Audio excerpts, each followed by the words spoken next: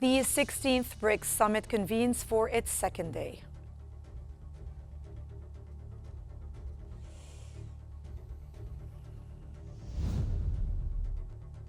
UNRWA commissioner states that 1 year of war on Gaza has returned the Strip to the 1950s.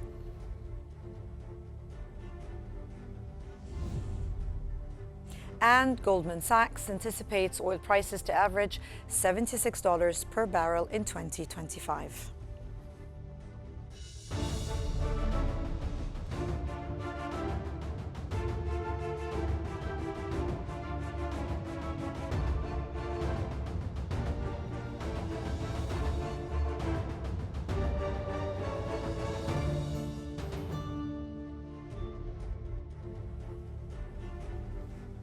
And welcome to the Economic Bulletin, where we present comprehensive coverage and expert insights on key updates regarding pivotal economic trends and financial shifts.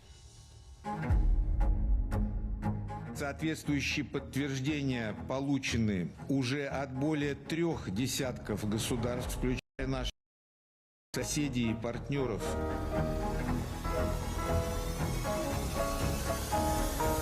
يعقد هذا المنتدى في وقت يشهد العالم فيه تحديات وأزمات دولية متعاقبة وغير مسبوقة.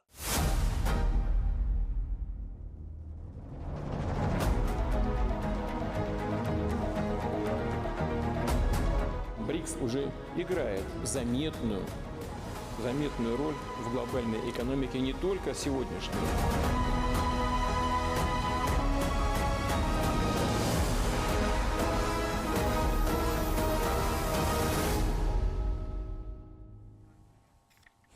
Welcome back. We start off with the 16th BRICS Summit, which is convening for its second day.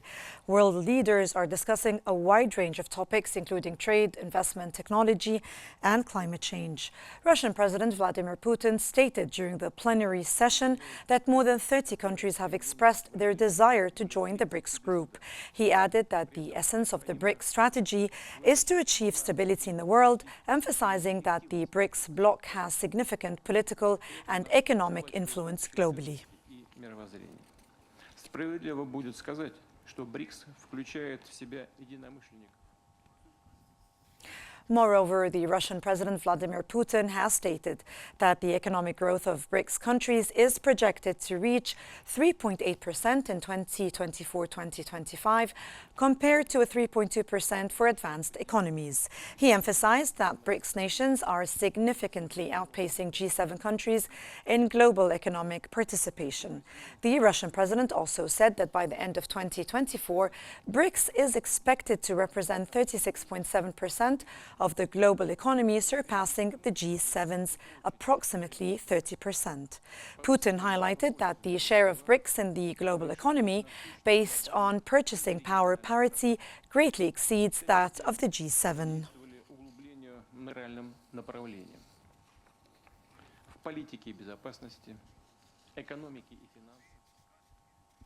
At the plenary session on the second day of the 16th BRICS Summit, global leaders delivered key messages on economic cooperation and resilience.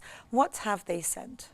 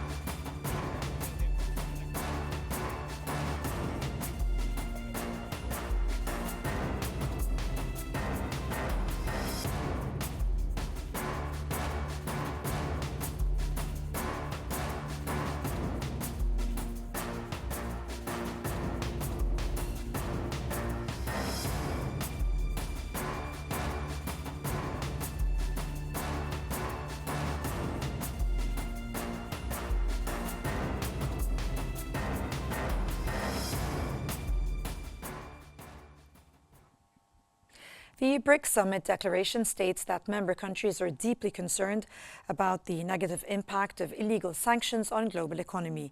The declaration outlines key initiatives to enhance economic cooperation, including the establishment of BRICS Clear, an independent cross-border settlement infrastructure, and a reinsurance company that encourages voluntary participation. It also emphasizes the importance of financial innovation through the BRICS Interbank Cooperation Mechanism, which aims to promote innovative financing methods in local currencies.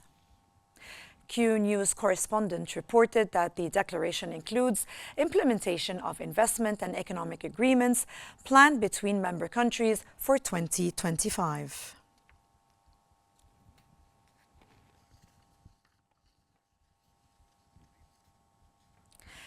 And for his part, the Egyptian President Abdel Fattah al-Sisi has urged promoting trade exchange in national currencies among BRICS nations and reforming the international financial system to benefit Cairo, Moscow and the developing world. President al-Sisi stated that he views the BRICS summit as a vital opportunity to address pressing international economic issues. He emphasized the need to strengthen the multilateral international system to enhance global economic stability.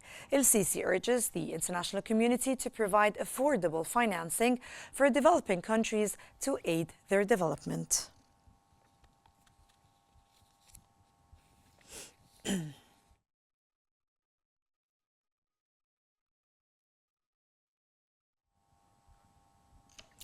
And President Vladimir Putin has said that an irreversible multipolar world order is being formed during the BRICS summit.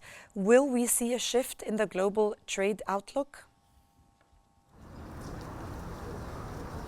Russia's proposal for a BRICS cross-border payment initiative resonated during the bloc's 16th summit, as BRICS nations actively discuss reducing reliance on the US dollar in international trade. Leaders are pushing for a greater use for their national currencies to enhance financial sovereignty, lower transaction costs, and shield against currency fluctuation and sanctions. This strategy also aims to deepen economic integration within the bloc. China and Russia are leading the charge, promoting national currency trade to strengthen their financial independence. Egypt has joined this effort, advocating for trade in local currencies and calling for reforms to the international financial system to support developing nations. The US dollar has long dominated global trade, used in 88% of foreign exchange transactions and accounting for half of all international lending. BRICS aims to challenge this dominance, working toward a multipolar world where no single currency or country controls trade. If successful, this initiative could economically benefit BRICS nations and inspire other global South countries to adopt similar models, reshaping the global financial system. And joining us today to discuss the latest economic developments related to the BRICS summit in Russia is the Political Science Assistant Professor Dr. Neha Sinha. And welcome to Qnews Economic Bulletin. Thank you. You can hear me, Ms. Sinha? Right. Yes. Am I audible? Perfect. How can the expanded BRICS Plus leverage the geographies of the member states to establish greater influence in international trade negotiations, do you think? The BRICS, there was a meeting in June that was held by the BRICS Ministers of Foreign Affairs, International Relations. There they had exchanged views on major global and regional trends and issues where, the focus was between the cooperation of transport agencies of the BRICS countries and the focus was basically put on the importance of convergence of, approaches to develop efficient and secure international transport corridors. There the discussion came up about, the free trade agreement. While currently there is no BRICS plus free trade deal, the members are working on establishing, common standards for products, optimizing business methods, and removing barriers to market entry to facilitate trade. Now, it is worth noting that BRICS plus countries could leverage their connection with other free trade blocs, like they belong to, for example, India played a leading role in the South Asian Free Trade Agreement, SAFTA. Russia, if you see Russia, Russia has common trade space with the Eurasian Economic Union. Now, South Africa participant is another. It participates in the African Continental Free Trade Agreement, which is very important for the African continent. Again, Brazil, if you see, it is a member of the Southern Common Market, and China takes part in the Regional Comprehensive, Economic Partnership, which is RCEP, and we see that RCEP is a regional free trade agreement that complements and builds upon Australia's existing free trade agreements with around 14 other Indo-Pacific countries. So all these together, we see there is a large scope where these countries can come together and work in this sphere. And Dr. Sinha, how do you think can the BRICS plus nations benefit from each other's international maritime trade corridors and existing trade agreements? If you can shed some light. It's basically, yeah. If we see that there's this emphasis on equally important the need to ensure the safety, and if we see the position of the countries and the BRICS plus nation, the strategic location of different countries in the maritime security domain, it becomes very important. So the transport corridors, the international transport corridors, it helps in preventing, the supply chain disruption, you can say, and it also ensures maritime transport security in accordance or in order to work with the international law. And also in the meeting where it was discussed about the necessary information exchange in the transport sphere to increase logistic efficiency, and it will further lead to the reduction in the transport transport costs. So all these areas are somehow important when we talk about the strategic location of these different countries. If we talk about the BRICS plus countries, which has been added to BRICS last year and recently Argentina this year. So yes, the strategic location becomes important here. But do you think at the moment, Dr. Sinha, with whatever is happening around the world now, can the BRICS plus establish trade agreements to increase their influence in the global trade sphere? See, I feel that none of the organization can function in isolation. So definitely, I see BRICS as one of the important and very efficient organization, especially after BRICS plus.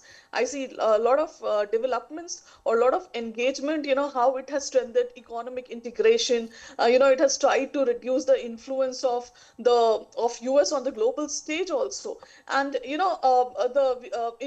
how it is encouraging other countries to form alliances to develop regional regional cooperation also becomes important. So somehow it's playing a vital role in expanding its wing, and how BRICS group has become a major political force in the last 2 decades. Also, we have seen it is building on its desire to create a counterweight to Western influence in global institutions. So all these areas, if we delve in, we see how BRICS is coming up with a very it has become a very potential and very important, efficient organization.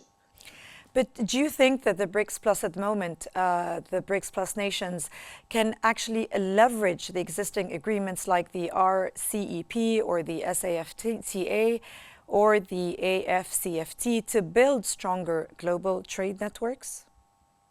Definitely.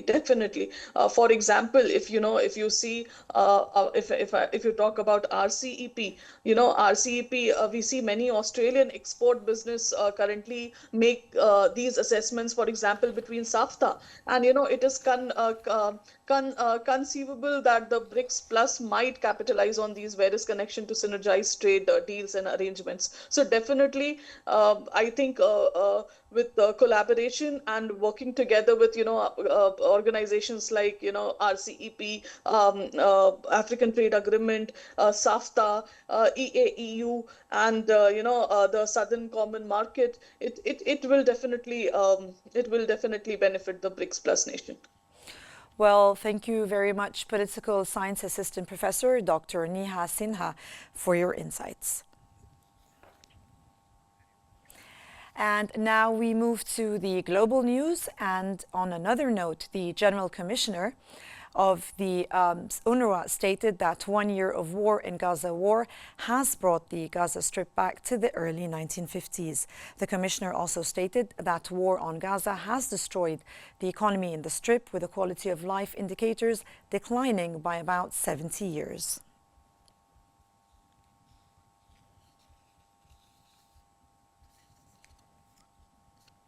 The International Monetary Fund expects global economic growth to ease slightly to 3.2% in 2024, maintaining the same pace into 2025.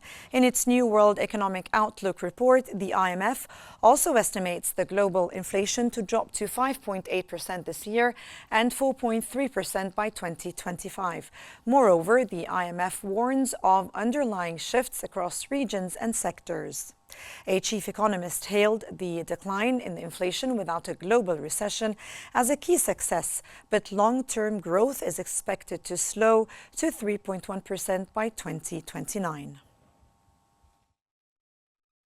They are at inflation levels that are very similar.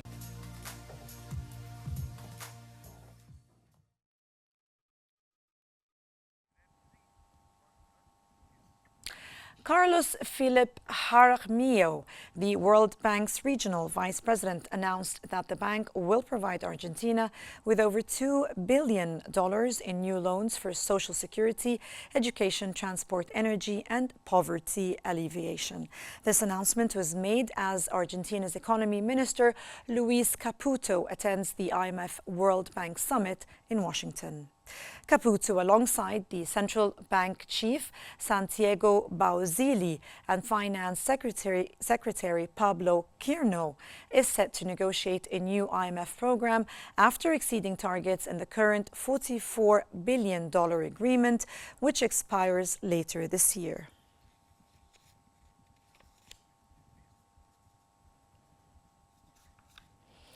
The World Bank announced that it will double its annual commitment to agricultural financing and businesses to $9 billion by 2030. And the World Bank President, Ajay Banga, noted that recent shifts in the agribusiness landscape, along with reforms at the World Bank, will facilitate this increase in funding. A key strategy involves tapping into climate finance resources, as agriculture, which is both vulnerable to climate risks and a significant contributor to emissions, currently receives only 4% of global climate finance.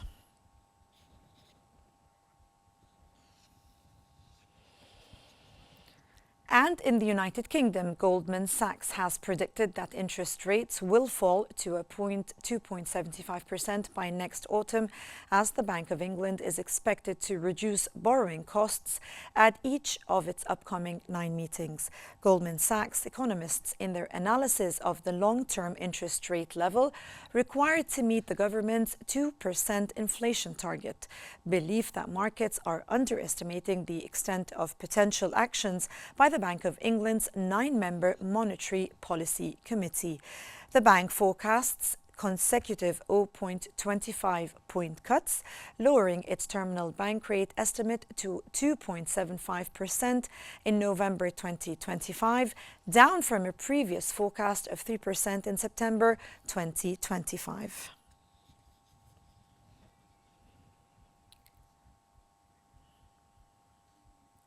A Chinese policy think tank has proposed that Beijing issue 2 trillion yuan in special treasury bonds to establish a stock market stabilization fund.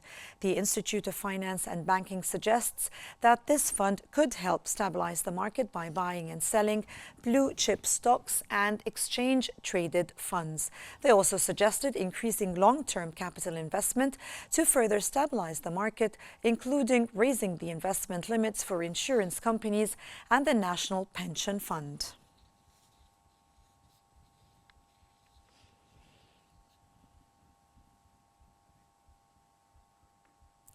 And South Africa's inflation dropped sharply in September, hitting its lowest level in more than 3 years. Statistics South Africa data showed that annual consumer price inflation slowed to a 3.8% from a 4.4% in August.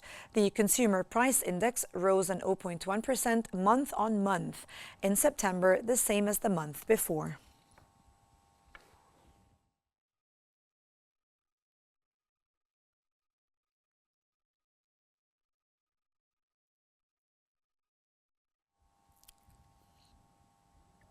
Goldman Sachs anticipates that oil prices will average $76 per barrel in 2025, citing a moderate crude surplus and ample spare capacity among major producers, along with easing concerns about potential disruptions to Iranian supply.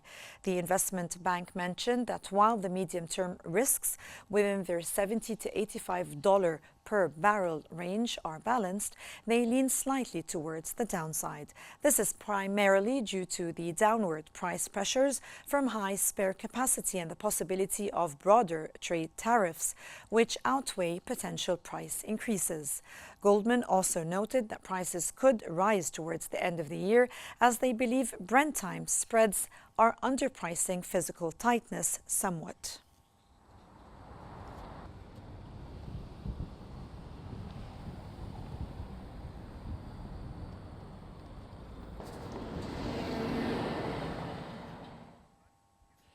And oil prices have fallen as U.S. crude oil inventories data has shown a notable rise in the volume of commercial crude oil stored by the U.S. companies. Brent crude futures dropped by 1.5% to $74.90 a barrel by 12:55 GMT. U.S. West Texas Intermediate crude futures also shed a 1.53% to $70.64 a barrel.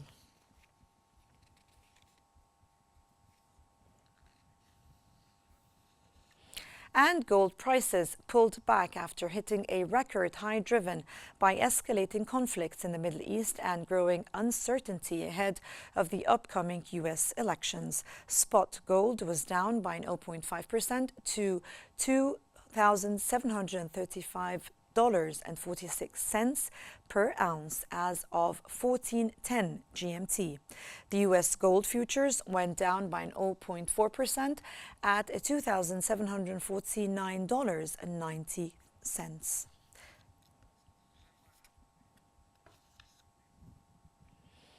And global stocks have shown a mixed performance as world leaders met in Russia for the 16th BRICS summit. And in the United States, the S&P 500 was an 0.4% lower. The Dow Jones Industrial Average was down by an 0.5%, and the Nasdaq Composite was an 0.8% lower as of 14:15 GMT.